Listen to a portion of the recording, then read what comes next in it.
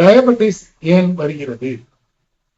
நம்ம சாப்பிடுற மாவுசத்து அத்தனையும் லிவர்ல போயிட்டு சர்க்கரையா மாறுது. அந்த சர்க்கரையை நம்ம எனர்ஜியா கன்வெர்ட் பண்ண முடியாத பட்சத்துல நம்மளுடைய செல் தேவையில்லாத சர்க்கரையை திருப்பி லிவருக்கே அனுப்புது. தேவையில்லாத சர்க்கரையை லிவர் திருப்பியும் ட்ரைகிளிசரைடு அப்படின்ற கெட்ட கொழுப்பா மாறுது. ஒரு காமன் மேன் ஃபுட்டுல பாத்தீங்கன்னா குறைஞ்சது ஒரு நாளைக்கு நம்ம 1/2 கிலோ சர்க்கரை சாப்பிடணும்.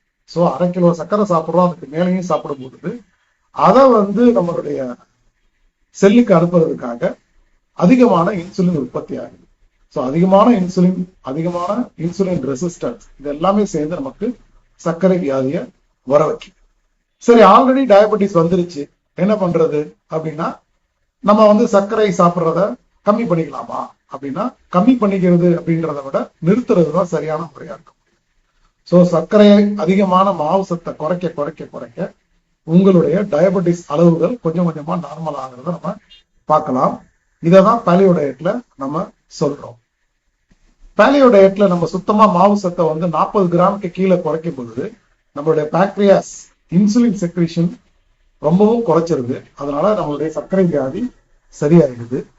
சர்க்கரை வியாதியில இல்லாம இருக்கிறவங்க வேற காரணங்களுக்காக பாலியோ டயட் வர்றவங்களுக்கு கூட சர்க்கரை வியாதி அப்படின்ற ஒண்ணு அவங்களுடைய வாழ்நாள்ல வர்றதே கிடையாது.